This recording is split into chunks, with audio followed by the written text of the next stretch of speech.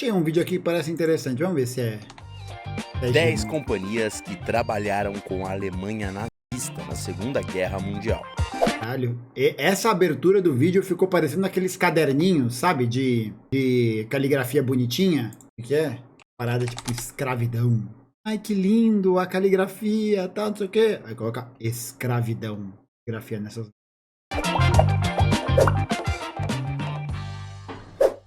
Algumas marcas mega famosas e que você provavelmente usa todos os dias já estiveram do lado errado da história. Veja essa lista e se prepare para ficar chocado. Coca-Cola. A Coca-Cola foi uma parte importante do consumo alemão até 1942.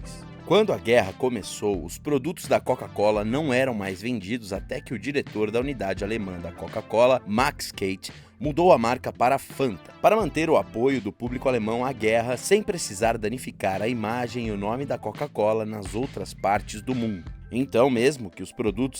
Ah, olha como o capitalismo é bom, gente. Eles estavam se preocupando com a imagem que eles iam passar durante a guerra. Ô, Aline, é tudo ideologia. É aí que você se engana. É tudo ideologia. Porque o dinheiro também é ideologia. O dinheiro é uma mercadoria. Ele não está acima da política. Ele não está acima das relações proporcionadas pelo movimento ideológico político. Ele é parte integral desse processo. Ele é ideológico. Ele é ideologia do capital. É ideologia do capitalismo. Da Coca-Cola não fossem tecnicamente vendidos para o mercado alemão nazista, uma simples mudança de Que delícia essa bebida! nome permitiu que eles mantivessem uma margem de lucro na Alemanha mesmo durante o conflito na Segunda Guerra Mundial. Ford. Essa história é mais conhecida e quem conhece o passado controverso da empresa sem dúvida sabe do relacionamento da Ford com os nazistas. Por exemplo, Henry Ford, o fundador da Ford, nunca escondeu seu relacionamento com Hitler ou minimizou os elogios que recebia do ditador. Hitler até tinha um retrato de Henry, uma honra rara para o egocêntrico pequeno líder. E para piorar, egocêntrico pequeno líder é bom. Décadas depois, foi até descoberto que as fábricas da Ford Motors estavam explorando russos escravizados para trabalhar em suas fábricas. E para piorar ainda mais, Ford fazia parte da AFA, America First Association, que defendia que os Estados Unidos ficassem fora da Segunda Guerra Mundial, independentemente do conflito e das atrocidades que estavam rolando no mundo. Ou seja, não queria que ninguém atrapalhasse os planos de Hitler. Inclusive, é muito interessante isso, porque muita gente vai dizer, por exemplo, que o nazismo, né, o regime da Alemanha nazista, foi um regime que teve, né, nessa figura do Estado como mediador das relações econômicas, das relações políticas, e era, portanto, um regime e essa figura do Estado era muito presente e que, por isso, ele não era próximo das ideias capitalistas ou qualquer coisa que o valha. Então, na verdade, é muito interessante a gente observar que a economia nazista, a economia da Alemanha nesse período, ela só pôde ser viabilizada da forma como foi, justamente porque o Estado alemão garantia, a partir de uma série de mecanismos que envolviam campos de trabalho, isenções fiscais, programas de treinamento, para poder viabilizar, né, para poder dar sustentação para as atividades econômicas e empresariais que aconteciam na Alemanha. Basta a gente ver, na Alemanha, quantas empresas foram nacionalizadas? Quantas empresas foram estatizadas? Nenhuma.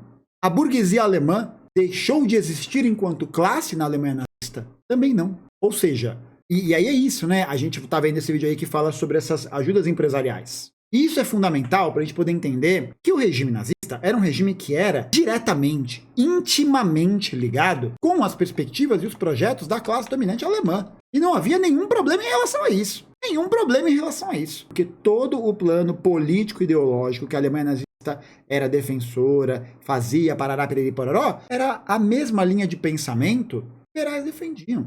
Empresários defendiam. Era a mesma linha de pensamento. Era a mesma linha de atuação política. Era a mesma coisa. Sobre isso, eu quero recomendar um conteúdo, que é um episódio do História FM, o podcast do Iclis, um abraço Iclis, que é o episódio sobre economia nazista, sobre como funcionava e por que, né, existe essa tentativa, muitas vezes, de aproximar o projeto econômico alemão do projeto soviético, para poder, né, enfim, teoria do totalitarismo, tudo mais, né, tal, teoria da ferradura, parará, piriri, pororó. Mas ele vai, né, ter uma explicação muito historicamente acurada sobre esse processo. Recomendo muito. Esse episódio do História FM, mas qualquer episódio do História FM, que é muito bom. Ai, ai, ai. Volkswagen, BMW e Audi. Essa história também é conhecida, mas muitos talvez não saibam. A marca alemã Caralho, que povo feio da porra, né? Puta merda. nasceu no regime nazista e foi uma ferramenta de Hitler para popularizar seus ideais. O nome Volkswagen significa carro do povo ou carro popular e começou a aparecer em 1933 com muita força pelo regime nazista, que vendia como se fosse uma ideia deles. Mas veja a ironia. O termo foi criado em 1924 pelo engenheiro alemão-judeu Joseph Ganz, que lutava para modernizar a indústria automobilística alemã. E como sempre, dá para piorar, logo a Volkswagen passou a basear grande parte de sua mão de obra no trabalho forçado, entre prisioneiros de guerra, civis estrangeiros e pessoas que estavam presas em campos de concentração. E sabem quem mais usava esse tipo de trabalho durante a Segunda Guerra? A BMW. Eles usavam prisioneiros Inclusive, usavam prisioneiros para poder fabricar aviação. de campo de concentração na fabricação de motores de avião e também forneciam equipamentos para a indústria alemã de armamentos. A companhia lançou um comunicado em 2016 que dizia: "Até hoje o enorme sofrimento que isso causou e o destino de muitos trabalhadores forçados seguem sendo uma questão do mais profundo arrependimento." O cinismo dos liberais é inacreditável. Inacreditável. A gente se arrepende. Foi mal. Quantos empresários, acionistas, diretores da BMW foram presos ou responsabilizados, que seja, por esse tipo de atividade? Quantos? Mesmo número de diretores e acionistas foram responsabilizados pelos crimes ambientais da Vale aqui no Brasil. Em Mariana, em Brumadinho, com a devastação rotineira. Mesmo número, 0. Qual que é o ponto de coincidência entre essa galera da Vale e os diretores da BMW? Qual que é o ponto? Qual que é a conexão? É justamente o fato de serem empresários. O fato de pertencerem aos grupos, aos estratos da classe dominante. Por isso que não acontece nada. E a vida das pessoas em Brumadinho? Foda-se. Desculpa. Ai... Desculpa, que saco! Nossa! A indústria automobilística estava em peso nessa sujeira. A Mercedes também utilizava trabalho forçado em suas operações e fornecia motores de avião para os alemães. E a Audi reduziu a produção de automóveis e passou a produzir armamentos para os nazistas durante a Segunda Guerra. E isso usando aproximadamente 17.300 trabalhadores forçados e mais 3.700 prisioneiros de campos de concentração trabalhando nas fábricas. MGM. O público alemão, assim como todo o resto do planeta, tinha uma visão romantizada dos Estados Unidos, pelo menos por meio do cinema. E esse é um dos principais motivos pelos quais os filmes produzidos pela MGM eram extremamente populares no país. E uma das maiores produtoras e distribuidoras de filmes norte-americanos, a Metro-Goldwyn-Mayer, também não estava muito afim de perder lucros na Alemanha nazista durante a guerra, mesmo após a invasão da Polônia em 1939. Claro que a empresa começou a sofrer boicotes. Os mercados francês e britânico se afastaram dos filmes da MGM e até a própria Alemanha não estava apoiando muito a empresa, por causa dos conflitos da própria guerra. E aí a MGM, sem lucros e mal vista pelo mundo, decidiu se afastar do conflito e terminar essa parceria bizarra.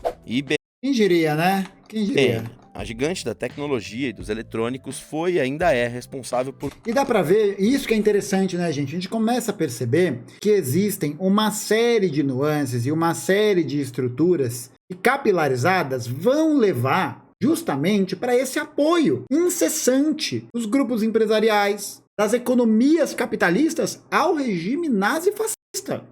Entendeu? Não tinha nenhuma barreira moral, não tinha nenhum tipo de indignação, não tinha nada. Nada. Por quê? Porque todo mundo pensava igual. Porque todo mundo tinha o mesmo pensamento, a mesma brisa. E foda-se.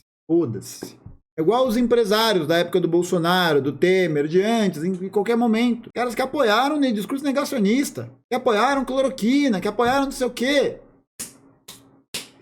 Que se foda. O velho da van usou a mãe de cobaia, tá ligado? Aconteceu o que com o homem? Nada.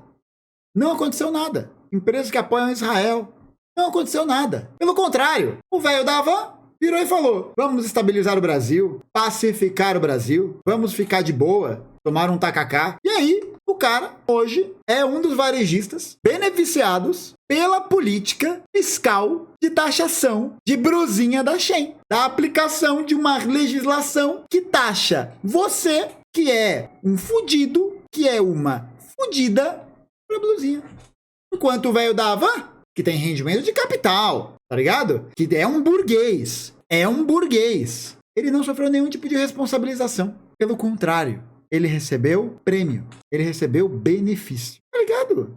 Entendeu que o problema tá na lógica, nessa estrutura que sempre vai fazer, sempre vai promover esse tipo de coisa. Não importa o tipo de atrocidade, não importa o tipo de crise, não interessa. Esses caras serão sempre premiados, independentemente do contexto. Momentos mais, momentos menos, mas sempre beneficiados. Muitas inovações na era digital, mas infelizmente também foi fundamental para a realização das operações da Alemanha nazista. Não apenas pelo fornecimento de tecnologia, mas também com métodos para rastrear famílias judias durante o Holocausto. A IBM possuía uma subsidiária alemã, a Deromag, que fornecia aos alemães tecnologia e formas acessíveis de identificar. E se isso, né, gente? Se todas essas evidências que a gente tá vendo, desse tipo de leniência, desse tipo de irresponsabilização, de desresponsabilização, na verdade, isso tudo são elementos categóricos e que mostram pra gente como a gente não vive em um mundo livre.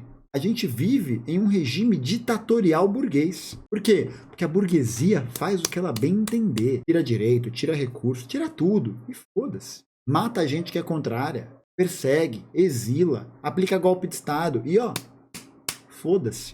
Qual é o nome disso? Ditadura do capital. Ditadura da burguesia. É esse o nome. Ditadura de uma minoria social. E com o controle dos meios de produção, com o controle do aparelho estatal, com o controle dos aparelhos de repressão, faz o que bem entender. Comanda tudo. Tudo, tudo, tudo.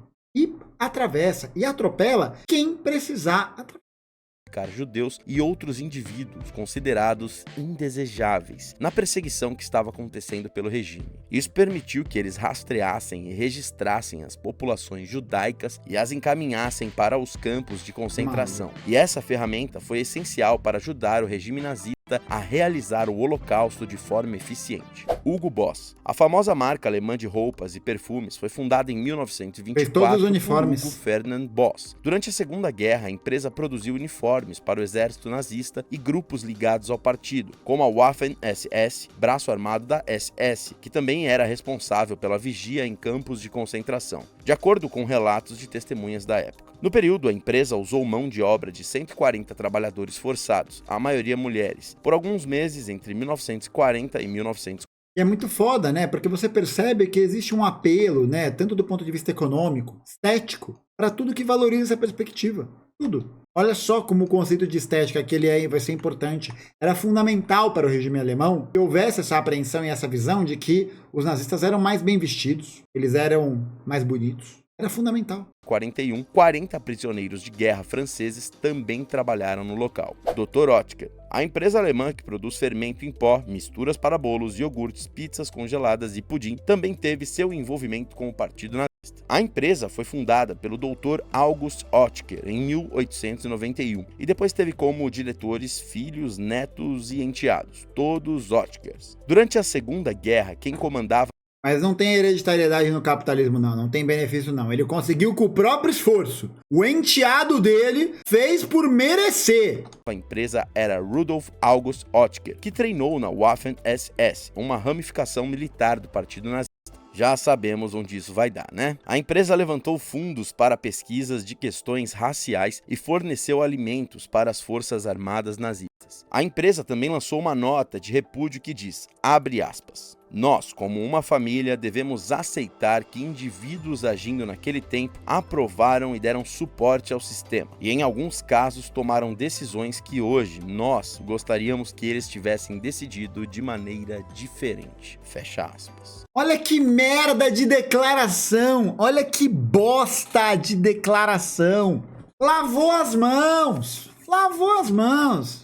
Um abraço. Bayer, a empresa química e farmacêutica alemã que tem como slogan "Se é Bayer, é bom", tem um passado muito, muito macabro. Com o nome inicial de IG Farben, a empresa fabricava o gás Zyklon B para Era o gás usado nas câmaras, velho. as câmaras de gás do Tá Holocausto, maluco. além de utilizar trabalho escravo dos judeus presos nos campos de concentração, também os fazia de cobaias em seus experimentos. A Bayer forneceu produtos químicos tóxicos para os nazistas. Alguns desses experimentos envolviam a injeção de produtos químicos tóxicos e germes conhecidos por causar doenças em prisioneiros de campos de concentração, para testar os produtos e remédios para a própria Bayer nos prisioneiros. Pesado, né? E aí, sua percepção dessas empresas mudou agora? Ou você entende que as coisas eram diferentes na época? Comenta aqui sua opinião com muito respeito, claro. É um assunto bem complicado, mas que precisamos falar para gerar sempre debates saudáveis e que vão permitir que nada disso seja repetido novamente. Afinal, essa é a maior importância de estudar e entender a história. Até o próximo vídeo. Pô, vídeo bem bom, né? Mas infelizmente vou dar o spoiler aí, né? Isso continua acontecendo. Várias empresas que apoiam, por exemplo, as operações que acontecem em Israel. Mas mesmo com um passado pesado assim, o que a empresa deveria fazer atualmente? Mano, não sei o que a empresa deveria fazer. Ela deveria ressarcir as famílias. O que eu acho que deveria acontecer com a empresa é ela ser estatizada, nacionalizada. E um abraço. Um beijo. Beijo. Tchau. Nossa, tipos animados de Hitler. Não, a Felipe Neto. Tudo tem limite nessa vida. Tudo tem limite.